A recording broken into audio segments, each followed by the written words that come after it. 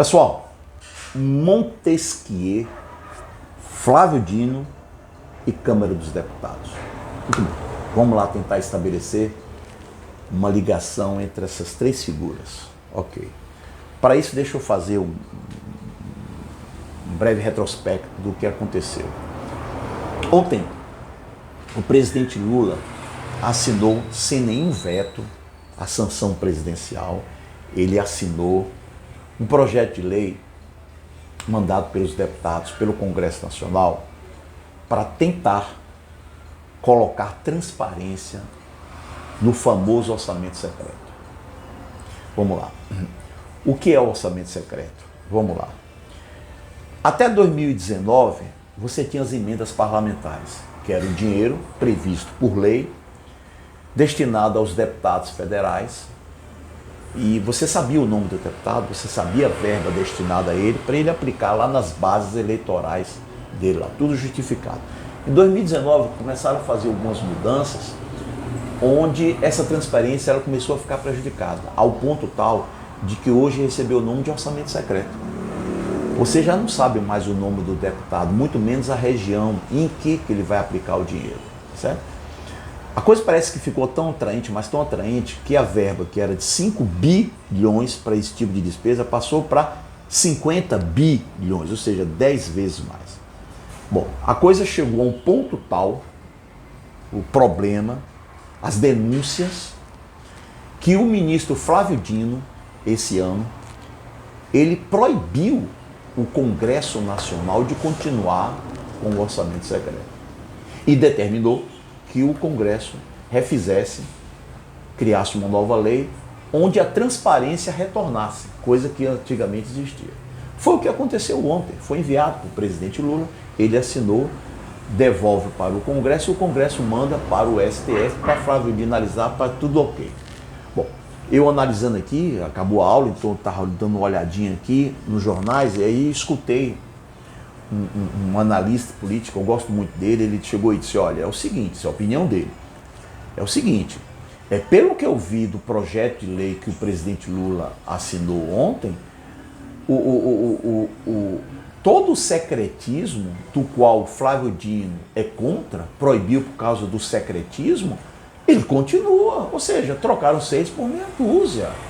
Ou seja, a transparência que Flávio Dino exigiu para que liberasse o uso do orçamento, essa transparência continua sem existir. Então eu, analista político, o cara lá dizendo, eu tenho a impressão que quando mandarem lá, a crise vai aumentar, porque pela segunda vez ele não vai aceitar, e aí vai a história da ingerência de um poder no outro.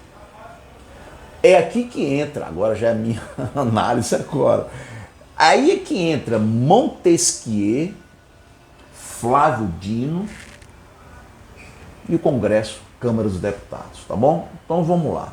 Quem foi Montesquieu? Esse cara viveu lá no século 17 e 18, na França. Ele foi um dos expoentes do iluminismo francês. Apesar de ser um nobre, né, esse cara fazia sérias críticas, seríssimas críticas ao absolutismo. Ele presenciou todo o absolutismo francês, né? O rei Luís XIV, ele presenciou. E ele era contra isso.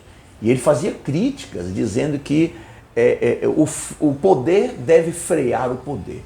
E ele lançou algumas ideias, e essas ideias bem embrionárias foram germinadas, amadurecidas, discutidas, mas a ideia, e terminou gerando aquilo que tanto eu quanto você, nós conhecemos muito bem, porque a gente vive numa democracia, apesar de um grupo insistir de que a gente não deve viver na democracia.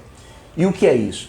Separação dos 3 poderes, o equilíbrio entre executivo, judiciário e legislativo. Essas ideias tiveram como embrião as ideias de Montesquieu. E qualquer que seja a democracia, está sustentada nesse equilíbrio. É difícil? Dificílimo. É o preço que se paga por você viver na democracia. É muito difícil, é conflituoso, existe choque como está vendo agora.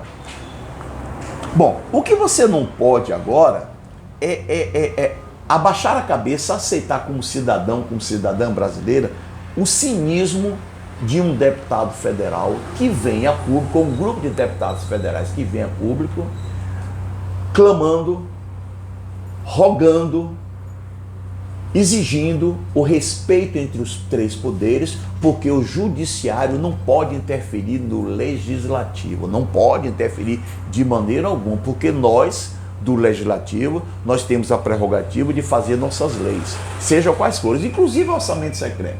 Inclusive, nós temos um orçamento onde ninguém sabe para que deputado foi, o valor que foi e onde será gasto. Ou seja, é incrível a disfarçatez. Uma coisa é você reclamar, exigir, brigar pelo famoso equilíbrio, respeito dos três poderes, tá bom? Quando a coisa for pro bem da nação, quando for uma coisa pública, transparente, mas não para orçamento secreto. Quer dizer, cara, às vezes a gente fica até sem adjetivos. Como é que você condena um deputado que ele vai usar a famosa separação entre os três poderes para justificar um orçamento que ninguém sabe para onde será destinado o dinheiro. Isso para mim chama-se disfarçatez, cara de pau, cinismo, pouca vergonha. Seja qual for o deputado, não estou usando o nome de ninguém, mas seja qual for o deputado, se ele utilizar do discurso de que o STF, com todas as críticas que tem, e realmente merece ser feito no STF, mas quando você vê o STF, Flávio Dino, proibindo, determinando uma decisão judicial que o orçamento secreto não continue, cara, é porque tem alguma coisa de errada. E aí você tem que permitir que essa coisa de errada continue em nome da separação entre os três poderes. Poxa, complicado isso, né? Então fica aí a minha análise de um problema que eu tenho a impressão que só vai piorar de agora em diante. Ok? Um grande abraço aí para você.